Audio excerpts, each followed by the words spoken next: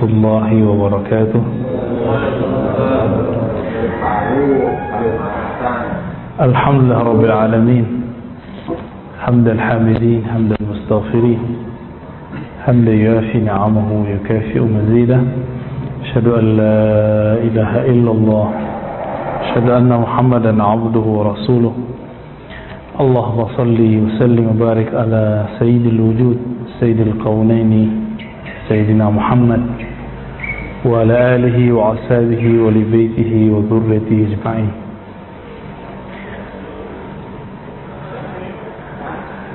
Jemaah subuh yang diberkahi Allah, alhamdulillah di pagi yang diberkahi ini Allah masih izinkan kita meniup udara darinya, ya.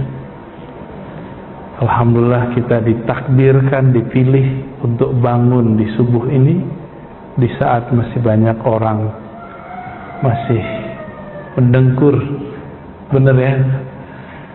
Maka jangan GR dulu, ini anugerah dari Allah Subhanahu wa taala, kita syukuri. Makanya setiap kali muazin mengatakan hayya 'alas shalah, kita mengatakan la haula wala quwwata illa billah. Tiada daya, tiada upaya untuk berangkat ke masjid, untuk mengangkat tangan bertakbir kecuali dengan izin Allah. Orang kalau sudah kena stroke, dia mau ngangkat tangannya ke atas, jadinya kemana? Jadinya ke bawah. Mau ke kiri, jadi ke kanan. Kita belajar takbir, alhamdulillah tangan kita masih, ya. Seandainya pun nanti terjadi di sebagian yang hadir ini kejadian begitu, diridhoi saja, ya. Tapi semoga tidak terjadi, amin, ya. Kita masuk ke bab sekarang, bab tafakkur. Sebelumnya mari kita kondisikan hati, samakan frekuensi pikiran kita dengan membaca surah Al-Fatihah. A'udzubillahi minasyaitonir rajim.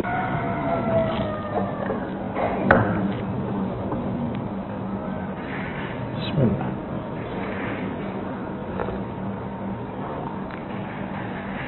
Sebelumnya kita membahas bab diam.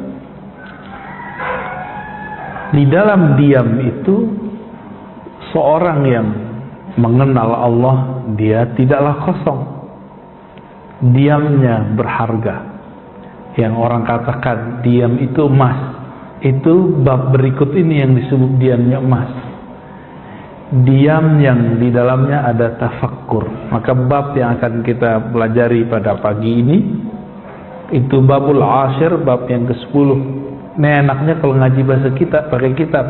Jadi saya nggak perlu menyiapkan tema. Temanya sudah dari kitab semua. Tinggal lanjut aja. Di pesantren kami begini Pak, tapi tiap hari. Maka kitab tebal ini ya bisa khatam cuma dalam beberapa kali pertemuan. Baca terus, baca terus, baca terus.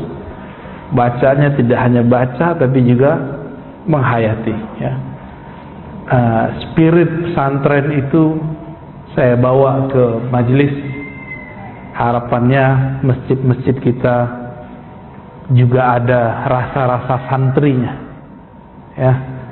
Maka yang ngantuk-ngantuk udah tidur aja Pak, nggak apa-apa. Biarin aja saya ngomong sendiri. Insya Allah kalaupun tertidur, tidurnya di sini berkah. Bapak bangun-bangun, ya, ketiduran Bapak lagi, itu udah hebat itu. Ya, itu manusiawi. Tapi yang bisa bangun berarti nur malaikat dalam dirinya itu bangun. Karena di dalam diri kita ada sisi-sisi yang mirip dengan malaikat. Malaikat itu tidak tidur, tidak makan, tidak kawin. Maka kalau kita sanggup tidak tidur di saat orang tidur, itu sisi nur malaikatnya sudah muncul. Itu jangan senang dulu, ya. Sisi kemalaikatan ini bukan puncak, masih ada lagi puncak di atasnya, ya. Tapi itu sudah hebat. Malaikat tidur nggak Pak?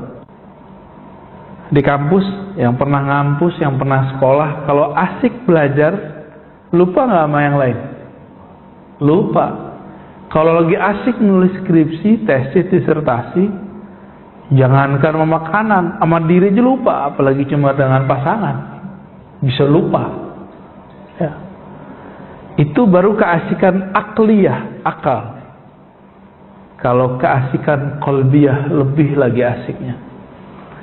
Imam Abu Hanifah tidak tidur 40 malam, 40 tahun. Sufyan Ats-Tsauri begitu, Imam Malik begitu, Imam Syafi'i karena beliau tahu teknik-teknik juga begitu. Imam-imam dulu yang kita sebut namanya sekarang itu mereka-mereka yang dulu saat semua orang tidur dia nggak tidur. Ngapain? Bukan ngopi Pak, bukan. Bukan ngenet, bukan. Kalau kita kan ngenet ya, nge-YouTube, Thariqah al-Youtubiyah. Ya.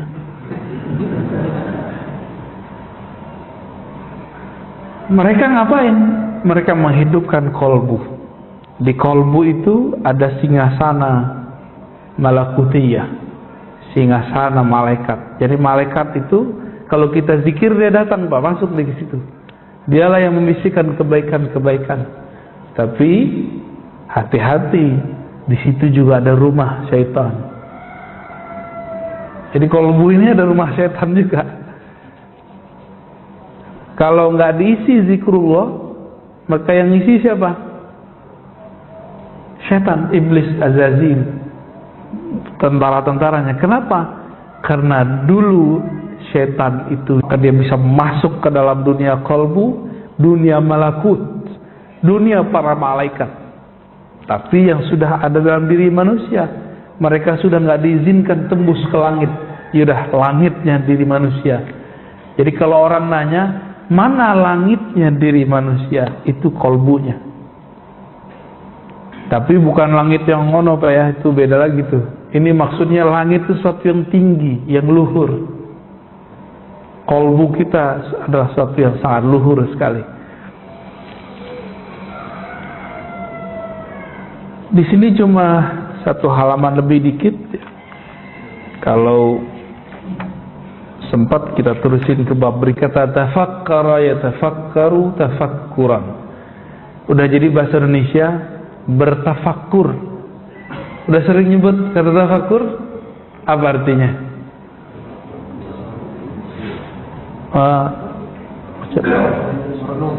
Merenung,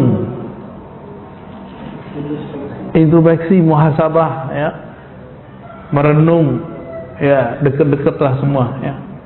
Tapi kalau kita ambil lagi fakkara, berfikir, tafakkur, mencari di balik yang difikirkan, di balik yang kita lihat. Maka tafakkur ini, kalau fakkara itu sebenarnya mengajarkan cara berpikir, tapi tafakkur mencoba mencari makna dari sesuatu, itu tafakkur. Ini sebenarnya apa ini? Gitu. Itu tafakkur. Namun tafakkur itu kepada objek alam. Jadi tafakkur itu melihat alam. Itu tafakkur. Ada satu lagi temannya tadabbur. Tadabbur itu kepada dalil Quran. Jadi dalil Quran ditadabburi, jangan dibalik. Taufik keliru, ya, jangan kebalik-balik, jangan munqalib, jangan maqlub. Afala yatadabbaruna al-Quran.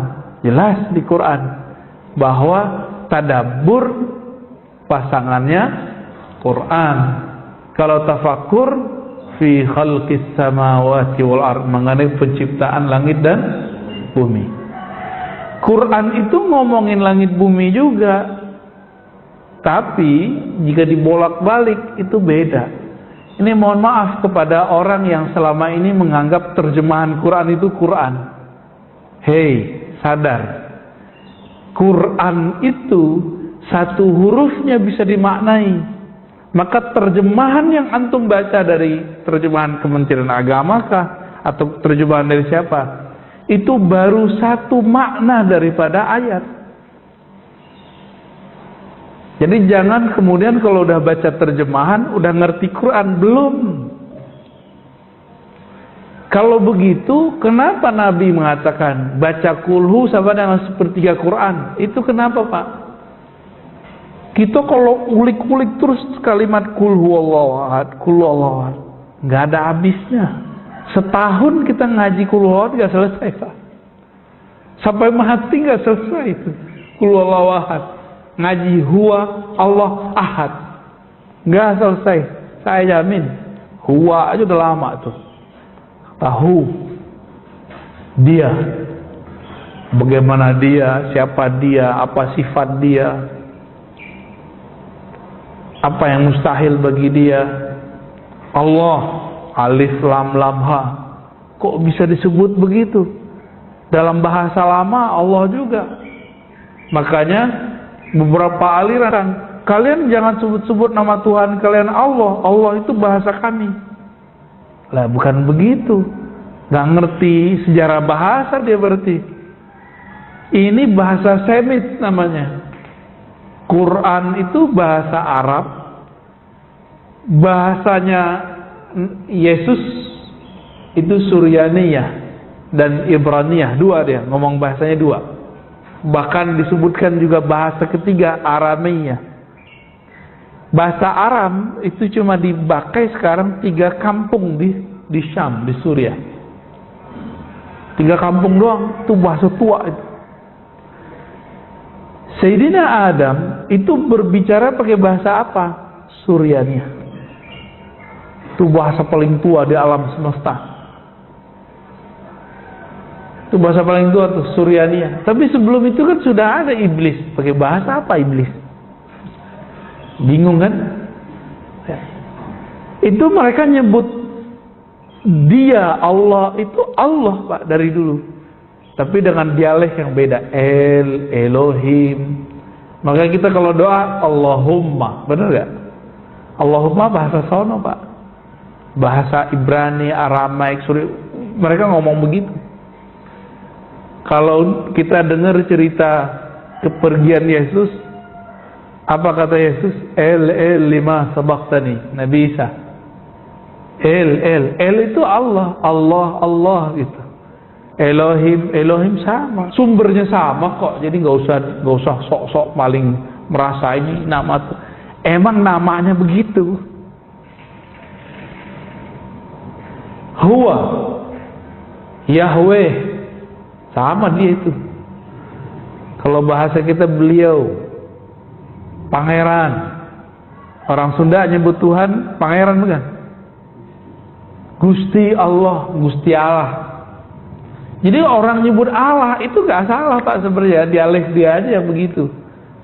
Di kampung saya nyebut Tuan Allah. Datang saya ke orang Jawa nyebutnya Gusti Allah. Sama gak? Huwa, dia. Itu dalam bahasa China, bahasa Prancis itu mirip, pakai D. Kalau kita terjemahkan dia gitu. Apa salah baca? Silakan dibenerin sendiri itu yang ngerti bahasa Prancis, bahasa Tiongkok ya, bahasa Cina, Mandarin.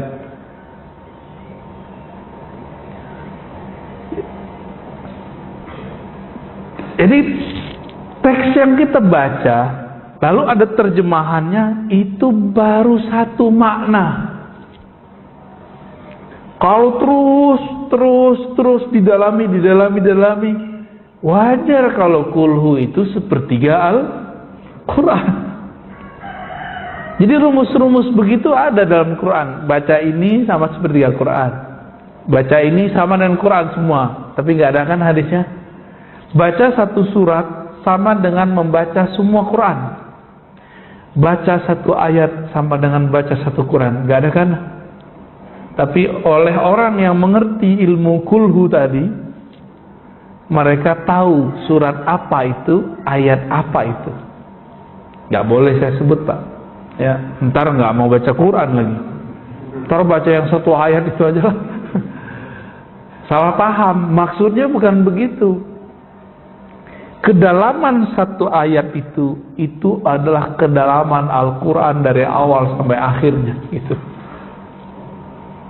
Itulah maksud dari seorang imam ahli sholawat namanya Sidi Ahmad Tijani. Ini sering dinukil, dipelintir oleh kelompok anti sufi. Sidi Ahmad Tijani itu pernah berkalam, sholawat Al-Fatih lebih afdol dari Quran dibaca 6 kali khatam. Dibulilah, disesatkanlah kalam beliau ini. Padahal maksud beliau bukan begitu. Orang kalau baca Quran, hatinya nggak berkoneksi kepada Allah, kepada Quran. Dia baca Quran 6 kali, terus dibandingkan dengan satu sholawat, tapi dia merasakan keagungan yang disolawati. Maka lebih afdal ini 6 kali. Itu maksud beliau begitu. Bukan berarti sholawat Al-Fatih lebih tinggi dari Al-Quran. Itu sholawat Al-Fatih namanya, Pak. Allahumma salli ala sayyidina Muhammadin al-Fatih lima ulika wal khatim lima sabaq nasiril haqqi bil haqqi wal hadi ila siratal mustaqim wa ala alihi haqqa qadri miqdaril azim. Itu sholawat ajib. Sholawat itu menyebut Nabi itu Al-Fatih, artinya penakluk. Kalau Al-Fatih yang ini nanti di akhirat semuanya, semua umat, semua nabi itu sedang menunggu syafaat. Akhir nyari Nabi Adam. Nabi Adam bilang, saya nggak bisa bantu kalian, malah karena akulah kalian terusir dari surga. Tawaduknya Nabi Adam. Datang ke Nabi Nuh. Nabi Nuh bilang, lah kalian datang kepadaku, aku dulu gak sabar mendoakan kehancuran umatku sendiri. Datanglah ke Ibrahim. Datang Nabi Ibrahim. Apa kata Nabi Ibrahim? Kalian datang kepadaku, aku punya kesalahan 3. Pernah bohong. Tapi bohongnya Nabi Ibrahim dosa gak? Enggak, beliau cuma merasa salah adab. Tapi itu enggak dosa, malah wajib beliau begitu. Bohongnya itu wajib gitu. Kita tiap hari bohong ya. Tiap hari kita bohong, Pak. Datangi Musa. Musa bilang, dulu saya pernah mukul orang, dibunuh, saya enggak dikisos. Padahal umatku jika membunuh seseorang dikisos. Datang ke Nabi Isa nggak ngomong apa-apa. Datangin Nabi Muhammad sallallahu alaihi wasallam. Maka Nabi mengatakan, hatta Ibrahim dia butuh syafaatku. Akulah Al-Fatih, akulah sang pembuka. Maka sholawat itu kunci syafaat nanti di padang mahsyar. Itu maksud beliau, tapi disalahpahami orang. Karena teksnya kadang-kadang jatuh ke tangan orang yang tidak faham perkalian-perkalian di bab yang kita sebut tafakkur ini. Tafakkur dan tadabbur. Ya.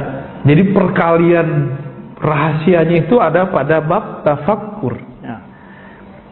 Beliau Imam Muhammad bin Abi Bakar Razi yang wafat 660 Hijriah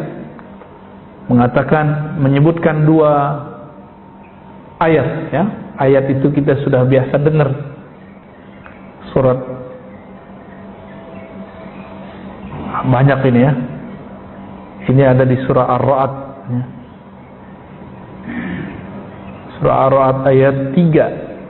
Ayatil liqaumi yatafakkarun, di ujungnya. Sesungguhnya pada demikian itu ayat adalah ayat. Apa arti ayat? Tanda, ada sinyal, ayat ya. Ayat itu nomor ya. Surat sekian, ayat sekian. Itu bahasa Indonesia, tapi ayat bahasa Arab itu dari kata ayah. Ayah artinya mana? Mana yang menunjukkan dia? Gitu. Karena orang Arab tuh kalau nanya ya, ayyu syai, mana? Di mana? Manakah? Nah, maka ayat ya. Ini beberapa ulama mengatakan seperti itu ya. Tapi beberapa yang lain mengartikan ayat bukan dari kata ai, memang tanda-tanda. Sesungguhnya yang demikian itu adalah tanda-tanda. Berarti tanda tentang Allah itu banyak. Tapi siapa yang mampu menangkap? Hanya satu golongan. Qaumin yatafakkarun, kaum yang berfikir. Kaum yang berfikir. Di ayat berikutnya, ayat keempat, surat Al-Imran 191, wa yatafakkaruna fi khalqis samawati wal ard. Mereka bertafakkur mengenai penciptaan langit dan bumi. Nggak usah lihat langit bumi yang di atas. Langit bumi itu kita, tentang cerita kita itu. Matahari jam sekian terbenam, jam sekian terbit. Musim bulan apa hujan gitu. Itu bisa nggak membaca itu? Dulu ada orang bisa membaca itu, muncullah namanya dalam bahasa Jawa misalnya weton. Itu hasil membaca itu sekian tahun. Jadi aslinya itu bisa diilmiahkan. Cuma belakangan dipercaya, padahal itu cuma kebiasaannya, kira-kira begitu. Bukan untuk dipercaya, untuk jadi panduan. Karena belum ada alat canggih sekarang ramalan cuaca misalnya. Belum ada kalau orang Jepang itu kalau mau kerja atau mau nikah, dia ngetes darah, Pak. Cek darahnya dia sama pasangannya apa. Atau dia mau kerja, ini karakternya apa nih yang cocok dengan darahnya. Itu mereka sudah sampai ke sana. Kalau di kita dibilang syirik, padahal di sana dipelajari dan ilmiah. Itu ilmiah, ya. Sangat-sangat ilmiah. Kita kan senangnya yang bau-baunya barat, bau-baunya Cina, Feng Shui. Feng Shui itu lebih khurafat seharusnya daripada weton, apalagi kalau Jawa tuh. Primbon. Itu sebenarnya hasil membaca. Jadi kalau orangnya benar, cara bacaannya nggak bakal syirik, malah tambah wise dia membaca alam. Kalau orang-orang dulu itu betul-betul melihat. Jadi ada dulu nenek-nenek kita tuh nggak perlu pakai jam. Dia cuma ngelihat bulan, oh jam sekian nih, ngelihat matahari. Makanya nenek-nenek kita dulu nggak perlu pakai kacamata, Pak. Kita sekarang udah rabun-rabun karena mereka memanjakan matanya ngelihat gunung, ngelihat tanpa radiasi. Kalau kita udah kena radiasi handphone, Pak. Saya pernah pakai kacamata, Pak. Alhamdulillah hilang waktu ngajar di Istiqlal. Nggak balik-balik, ya udah saya pikir, udahlah mungkin ini akhir aku pakai kacamata. Nggak mungkin pakai lagi sampai sekarang. Tapi kita barengi, nyetir, ngelihat yang jauh, baca, ngelihat yang dekat. Begitulah terus. Terus sesekali diistirahatkan. Kita sadar tapi mata dipejam, zikir. Wah, itu energinya dahsyat sekali. Sangat-sangat dahsyat. Pergerakan alam fisika, tapi juga perpolitikan. Bapak sudah lihat dulu Amerika meninggalkan Irak. Habis itu apa yang terjadi? Muncul ISIS.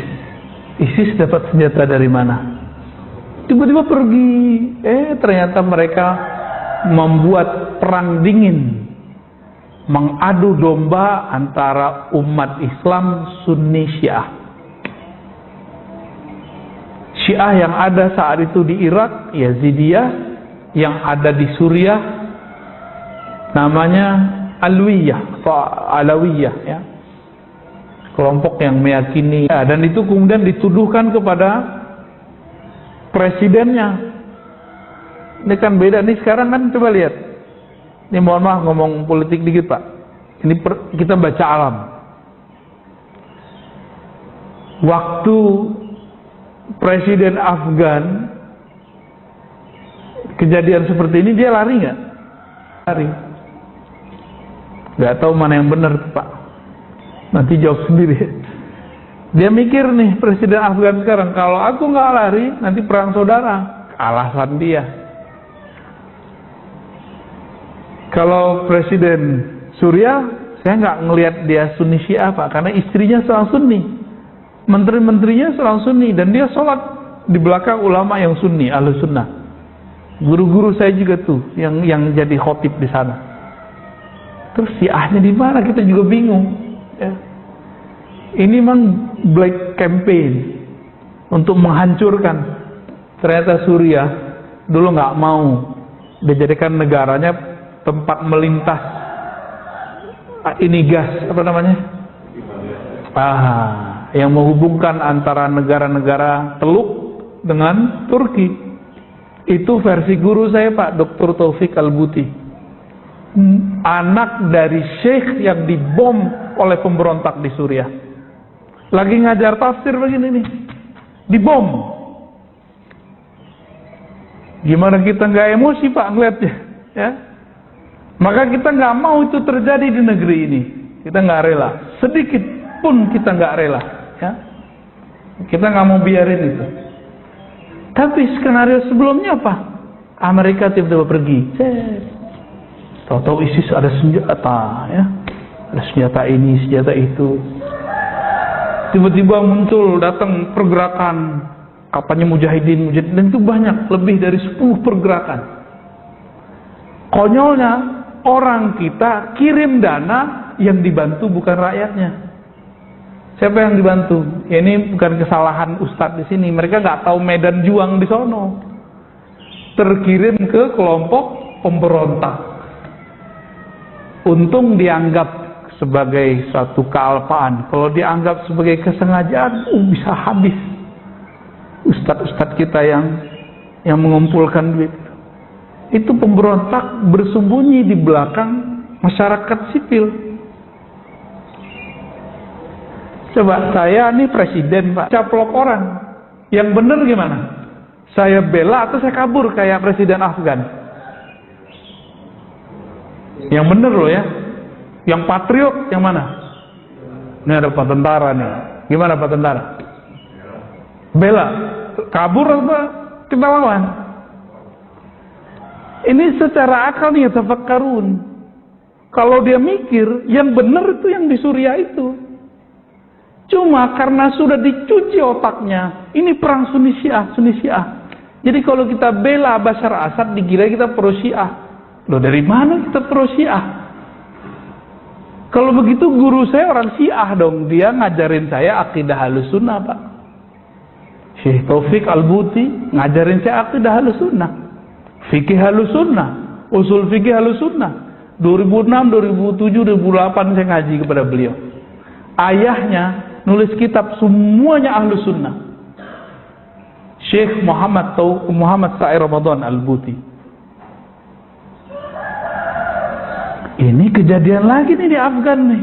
Jangan euforia dulu, jangan senang dulu. Ini kayaknya Islam mau bangkit, tunggu dulu Pak. Mana ada Amerika pergi dari suatu negara, ninggalin senjata, terus dia nggak punya misi. Nggak ada ceritanya. Jadi Bapak tolong jangan euforia, ya. Mikir, ini ayatnya nyuruh mikir nih. Pola-pola ini kita harus baca. Tapi sayangnya memori kita pada pendek-pendek semua. Terserah setelah ini Bapak sepakat dengan saya, nggak masalah. Tapi saya cuma ngajak berpikir. Kalau hasil pikiran kita nanti beda, nggak apa-apa toh. Oh nggak apa-apa Ustadz, saya beda Ustadz. Nggak apa-apa Mas, saya juga nggak mengajarkan ini doktrin. Siapa tahu pembacaan berita Bapak beda sama saya. Tapi Bapak mikir-mikir dulu, Bapak dengar beritanya bahasa apa? Berapa bahasa yang diakses? Paling bahasa Indonesia, banter-banter bahasa Inggris, itu pun salah-salah dengernya. Saya mendengar setiap hari saya dengerin tiga bahasa. Arab, Inggris, Indonesia, Arab, Inggris, Indonesia. Kita plototin terus. Kagetnya apa Pak? Apa yang bikin saya kaget? Taliban itu tadinya kita anggap, oh jangan-jangan ini Panji Al-Mahdi nih.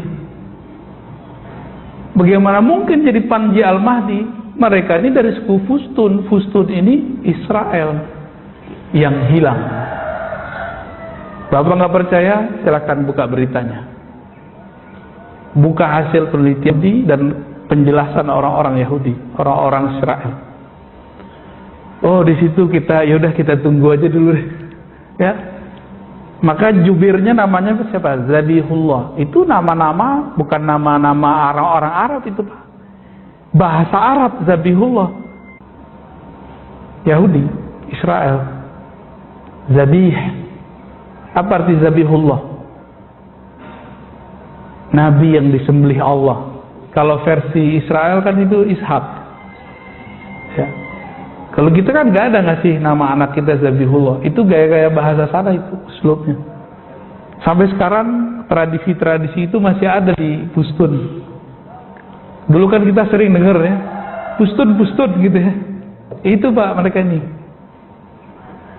Nah, ini sekedar opini aja. Siapa tahu Bapak juga nanti nonton berita. Jangan cuma nonton TV One, Metro TV. Itu terlalu biasa Pak. Sesekali dengerin yang Arab, ngomong-ngomongan. Shadaqallahul azim. Malah gitu. Ya. Bukan gagah-gagahan Pak, beneran. Ya. Saya serius. Kita serius. Dulu terjadi, ini sunatullah, ngajak kita berpikir. Waktu terjadi di Suriah, Irak itu, saya hampir setiap hari saya dengar dari berita-berita sana. Emang simpang siur. Satu A, satu B. Ini pun opini saya bisa salah, ya. Ini bisa salah karena ini bukan suci ya. Ini kan baru usaha menangkap ini rahasia apa di sini nih. Tapi Bapak perang ideologi, komunis lawan apa? Lawan liberal. Dulu liberal ya. Sosio apa? Ya komunis sama ya syuyu'i ya. Ya apalagi itu macam-macam namanya. Kalau sekarang beralih dari perang ideologi kepada perang teologi, dan itu sudah berhasil di Irak, berhasil di Suriah. Tapi alhamdulillah di Suriah guru-guru saya masih banyak yang hidup. Cuma ada anak yang dibunuh, ada ponakan yang dibunuh, ada guru dari guru kita mati. Siapa aja yang pro kepada negaranya dianggap Syiah dan kafir oleh orang di sini. Jadi 2013 Syekh Taufik Al-Buti guru kami yang Ahlus Sunnah ini, dia bukan orang Syiah. Dia bapak aja baru meninggal Pak, baru habis dibunuh sama kelompok pemberontak. Beliau diundang lah, saya cuma senyum melihat beliau nangis. Tiba-tiba lagi asik Stadium Jenderal, ada orang nggak punya adab nanya, Syekh, ente ini pro Asad atau anti Asad? Gitu nanya. Ente pro presiden ente atau anti? Beliau ini orangnya kalau ngomong bisa nangis Pak. Ngomong bab sholat aja nangis, ngomong taharah nangis. Sekarang ditanya begitu sama anak kurang ajar dari Indonesia, nggak ada perasaan dia. Jadi ternyata pergerakannya hati-hati. Muncul kecenderungan di negeri ini, kalau beda politik, beda iman. Ya, berarti ada bibit-bibitnya di negeri kita ini. Beda politik, beda iman. Bener nggak? Udah muncul belum 2019? Muncul. Cuma karena beda politik bisa tengkar di masjid, bisa tengkar saudara dengan saudara. Ini saya ulang-ulang terus Pak, supaya Bapak nanti 2024 sadar lagi. Karena ini tambah parah terus. Tambah parah terus. Ini udah mulai dibuat garis besar ini. Membeda. Orang yang berpikir emang orang emosi. Orang kalau bertindak dulu baru mikir, namanya apa tuh? Ya, nama jeleknya apa? Bertindak dulu baru mikir, jeleknya apa tuh kalau bahasa Betawi gitu. sebut sendiri lah Pak ya. Tapi orang kalau dia betul-betul menghayati Al-Quran, dia akan paham pola-pola ini. Dan jangan sampai itu terjadi di negeri kita. Bapak siap jaga negeri kita? Siap jaga anak-anak kita, adik-adik kita? Ya. Jadi jangan terbakan euforia. Itu aja harapan saya. Ya. Ini setelah ini mungkin saya akan diserang dari kiri kanan Pak. Opini, dikata-katain, mental kita dia habis-habisin. Tapi insya Allah lah. Innallaha ma'ana. Allah bersama kita. Ya. Kenapa? Allah nyuruh kita berpikir. Di balik pikiran itu Allah. Udah selesai. Dekat sekali dengan Allah itu. Maka nur ini. Tapi meskipun kita berani, kita dikit. Nah, siap nggak nanti jadi fi'atun qalilah, kelompok yang sedikit tapi berpikir, daripada orang-orang yang langsung bertindak tapi dia nggak mikir. Pilih mana Pak? Umar kirim 4 orang tapi sama dengan 1000. 4 orang tuh mikir dulu dia mau diapain. Yang 1000 berbuat dulu baru mikir. Dikirim ke sana supaya yang 1000 diajar mikir dulu. 4 sama dengan 4000. Akhirnya yang 4000 ini bisa mikir dulu yang benar. Dia melatih lagi orang-orang setelahnya. Berlipatlah tentara umat Islam di Mesir saat itu. Itu dahsyatnya. Apa yang difikirkan? Ayat, tanda-tanda. Tanda-tanda itu berulang aja Pak. Berulang pola-pola. Jadi kalau saya menerjemahkan, sesungguhnya pada yang demikian itu pola-pola yang dipahami oleh orang-orang yang berpikir. Ya, kita doakan negeri ini. Walaupun saya bukan PNS Pak ya, saya bukan pegawai pemerintah, saya swasta. Saya mungkin paling mudah kalau mau ngajak orang berontak paling mudah. Tapi enggak, saya cinta negeri ini. Saya sangat mencintai negeri ini. Karena di negeri ini kita bisa ngajian, bebas maulidan, bebas ngumpul-ngumpul, itu dijaga bener di sini, bener nggak? Bedanya di sini berita COVID-nya banyak, itu aja Pak. Ya, di negara maju sekarang di Timur Tengah, Dubai itu nggak ada berita COVID. Aman, negara paling soleh sedunia, Hadramaut, Tari itu kayak nggak ada COVID. Itu tempatnya Maulana Habib Umar. Semoga negeri ini ke depan bisa sampai begitu ya. Gak usah ada berita COVID. Ada orang COVID, tapi jangan ada beritanya. Jadi kita waspadanya dengan cara yang waras lah. Ya. Baik. Gimana Pak? Kayaknya kebakar nih ya. Suatu saat Bapak diajak jihad menjaga negeri ini. Siap nggak? Takut ya? Kalau yang muda belum kawin, siap nggak? Harus siap. Siap itu kolbunya memang dimantepin, dikunci rasa takut itu, dibuang rasa takut itu.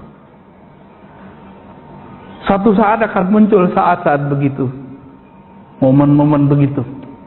Agama ini kan satu aja yang belum sempurna, jihad, perang. Sekarang jihad apa Pak? Jihad opini. Ini saya setelah ngomong begini, Bapak sudah paham cara berpikir saya. Ya. Saya kalau sudah begini nggak mundur lagi Pak. Karena ini sudah perang. Mundur dari perang berarti sama dengan al-firar min az-zahf, itu dosa besar. Jadi dalam akidah Ahlussunnah ada 7 dosa besar. Nomor 7-nya itu melarikan diri dari perang, melawan keributan itu. Melawan euforia itu, karena harus memahami pola-pola tadi. Ya. Jadi apa arti ayat? Salah satunya pola-pola kehidupan. Pola-pola kehidupan.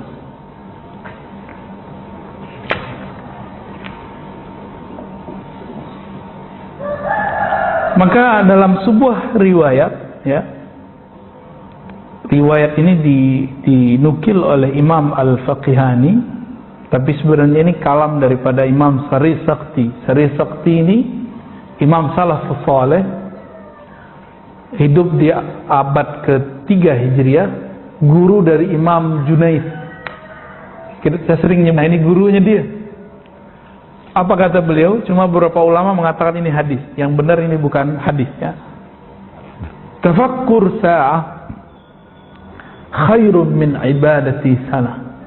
Berdasarkan ayat tadi, kata Imam Syarif Saqti, bertafakkur sesaat saja itu lebih baik daripada ibadah 1000 tahun atau ibadah setahun tapi nggak ada tafakkur, nunggak tapi nggak ada tafakkurnya. Dan ini terbukti, orang nanti banyak yang soleh secara fisik, tapi dia nggak ada kecerdasan spiritualnya, nggak ada. Akhirnya emosi, beda sama dia kata-katain neraka. Ini udah mulai muncul nih.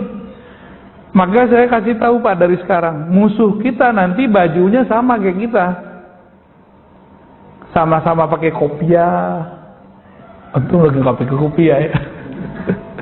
Ya maksudnya sama-sama baju orang sholat lah, sama pakai baju koko, pakai sarung, pakai gamis, sama-sama berjenggot ntar. Nanti sama Pak, bedanya mereka khawarij. Ciri-ciri khawarij berontak. Berontak itu belum mungkin bukan berontak negara, tapi sekarang mulai menggugat dasar negara tuh. Gawat kan? Mulai mengatakan Pancasila syirik. Berarti dia nggak ngerti Pancasila kan Pak? Pancasila syirik. Coba, ayat Pancasila pertama apa kalimatnya? Ketuhanan Maha Esa. Di mana syiriknya, bro? Jadi dia cuma dengar dari seseorang di luar sana, tidak mempunyai falsafah selain Quran. Loh, Quran itu terlalu banyak, maka harus disarikan. Terjemahan dari kulhu jadilah sila pertama, kan gitu. Ketuhanan yang Maha Esa. Ketuhanan yang Maha Esa, syirik di mana? Ya nggak paham. Dulu kan saya kemakan itu Pak. Saya sempat kemakan secara teologis dan ideologis kemak dulu. Alhamdulillah Allah selamatkan. Ya. Maka sekarang kita gregetan kalau ada orang yang kok mengulangi kesalahan kita yang lama gitu.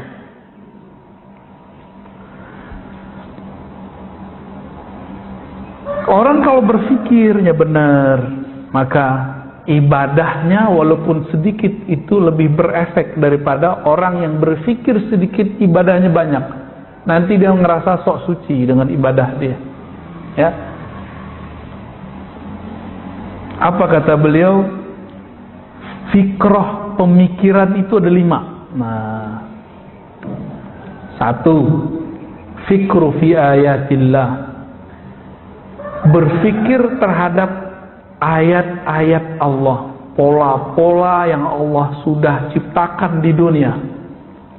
Polanya berulang lagi Pak, berulang kayak orang tawaf, berulang aja tuh, gak akan jauh beda, ya. Yatawalladu minhul ma'rifah, maka ini akan menumbuhkan ma'rifah, knowledge, pengetahuan. Jadi orang-orang yang mengerti kearifan lokal, dia tidak akan membuang yang disebut tadi weton, apa tadi? Tapi yang nggak ngerti bilang syirik gitu, karena nggak ngerti. Padahal itu yang bikin ulama tuh, yang bikin ulama itu Pak. Yang bukan ulama tuh zodiak namanya, tapi prinsipnya nggak jauh beda. Zodiak tau ya? Zodiak itu udah jauh lah ya, udah jauh dia.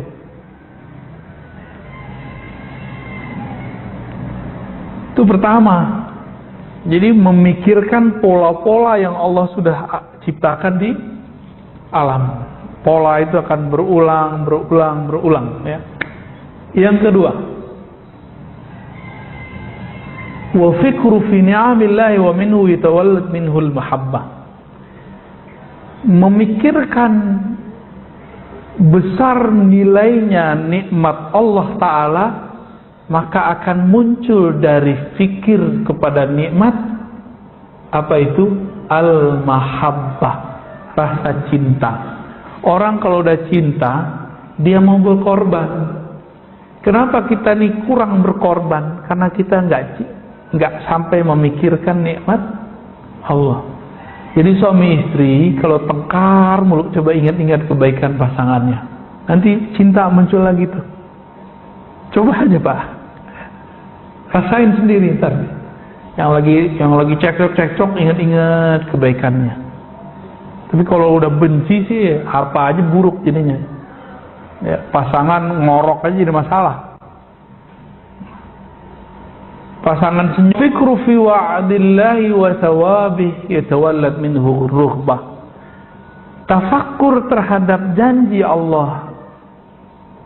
Janji apa nih? Janji reward, pahala-pahala, kebaikan-kebaikan akan memunculkan rohbah, semangat beramal. Maka dianjurkan kita membaca hadis-hadis mengenai keutamaan-keutamaan mengamalkan suatu. Baca ini dapat pahala ini, itu dianjurkan. Atau kita dengar testimoni. Jadi ini bahasa lainnya testimoni.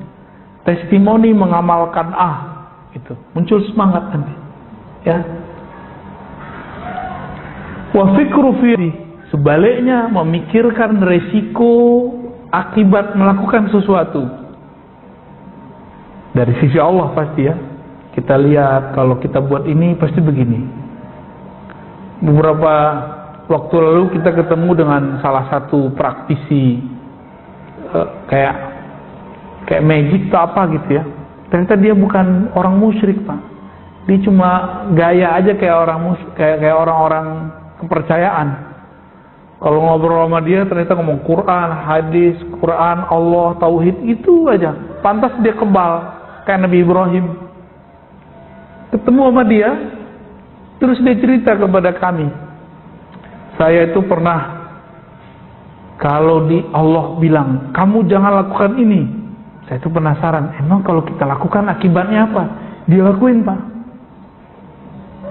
Dia lakukan yang Allah larang di Quran itu, apa yang terjadi? Oh, rezekiku jadi seret gitu. Penyakitku jadi banyak. Maka dia berhenti juga penyakitnya, rezekinya lancar lagi. Nah, itu namanya testimoni. Ya. Nah, kita perlu mendengarkan orang-orang berbicara ini, ya, supaya apa? Muncul rahbah, rasa waspada, rasa takut kepada Allah Subhanahu wa taala. Udah berapa tuh? Udah 4 ya. Yang kelima, insani fi janbillah yatawalladu minhul haya wan nadamah. Ya. Memikirkan, mirip seperti yang dikatakan tadi. Sikap berlebihannya seseorang di sisi Allah, ya, akan membuatkan kita ada rasa malu, ya. Jadi orang-orang yang mengenal, tidak membawakan dirinya dipandang oleh Allah, ya. Kita kalau nggak merasa kita dilihat Allah, nggak muncul rasa malu. Jadi malu ini kapan muncul? Kalau kita merasa diperhatikan. Pernah nggak diperhatikan dulu oleh guru di sekolah? Malu nggak kemudian bertindak yang aneh-aneh? Nah, kira-kira begitu. Sekarang karyawan, pegawai dilihat pakai CCTV, malu nggak mereka melakukan hal-hal yang di luar tugasnya? Pasti malu. Ya. Wa'alam, ini bagian akhir, ya. Anna tafakkura qaidul lil insan ila al khair wa daliluhu idza kana tafakkuran sahihan maqsudan bihi al firar min al khalqi ila al haqq wa taftish an aqrabi turuqil wusul ila Allah azza wa jalla. Tafakkur itu adalah guide-nya manusia. Jadi yang bimbing kita itu tafakkur kita, yang kemudian menggait kita kepada yang baik. Bahkan membawa manusia dari euforia bermakhluk, asik dengan makhluk, kemudian kita diangkat kepada Khalik, kepada Allah Subhanahu wa ta'ala. Nabi Muhammad sebelum diresmikan sebagai Rasul, beliau kan dah Nabi. Apa amalan beliau? Beliau sering merenung, kemudian beliau pergi ke Gua Hira, tahannus. Tahannus itu salah satu programnya tafakur. 2, tafakur, tadabbur, tafakur, tadabbur. Beliau tafakur. Maka Nabi itu di saking kerasnya, meskipun kerasnya arus kemusyrikan, orang tuh nyembah berhala. Tapi Nabi terbawa nggak? Ini saya kasih tahu salah satu karakter orang yang tafakur, dia tidak termakan oleh mainstream. Dia sendiri itu sudah cukup. Dia nggak perlu kata orang, dia nggak perlu menurut orang. Ini bukan orang kebablasan, terlalu kepedean, bukan. Dia sangat mengerti pola-pola Allah Subhanahu wa ta'ala. Makanya Nabi Ibrahim karena tafakurnya kuat, Allah sebut beliau ummah, satu umat. Jadi Nabi Ibrahim itu kualitasnya sama dengan satu umat. Wajar Allah kasih beliau hadiah anak, yaitu udah tua, beliau punya anak. Anaknya pertama siapa? Nabi Ismail, Nabi Ishak, Nabi. Bahkan ada anak-anaknya yang lainnya, Madian, sampai 6 dari Jarur Siti Konturah. Jadi anak beliau dari Siti Konturah itu 6 atau 4, itu banyak. Anak-anaknya sampai ke negeri kita. Jadi bapak-bapak ini mungkin keturunan Nabi Ibrahim jalur Siti Konturah. Mungkin loh Pak ya. Jangan gear dulu. Pasang Habib berarti depan. Enggak begitu Pak ya. Kan mungkin. Kenapa? Kalau kita membaca teks. Tinggal dibuktikan pakai DNA apa nanti? Ya, bener nggak nih? Jadi antum benci sama Israel, misalnya nih, benci kepada Israel sebagai bangsa nggak boleh, tapi benci kepada Zionis yang mereka merusak alam ini itu boleh, bahkan wajib kalian. Itulah yang disebut al-Yahud di Quran, lan tardo ankal Yahud. Yahudi nggak bakal ridho kepadamu, itu Yahudi Zionis. Alif lam di situ, di Zionis maksudnya. Tapi Yahudi yang lain itu nggak banyak yang masuk Islam. Kita nggak tahu nih pergerakan yang sekarang tuh yang mana, ya. Wallahu a'lam bishawab. Maka Bapak saudara Allah, kan tafakur kita, insya Allah kita akan menjadi umat yang mandiri. Amin ya rabbal alamin. Ya. Gimana Ustaz Harun? Antum udah ngantuk nih kayaknya. Aneh yang belum tidur, antum yang ngantuk. Kita baru turun dari kandang. Bener Pak, melayang-melayang doang bentar di mobil. Pas bangun, cuma tidurnya dari mana tuh ya? Lah ini masjid apa ini? Kok bukan rumah gua nih? Perasaan kalau bangun itu depannya rumah. Ini malah kok pagar. Ternyata rumah lah masjid. Alhamdulillahirabbil alamin. Gimana Ustaz? Udah? Ini jamnya yang lambat atau emang belum ini? Iya.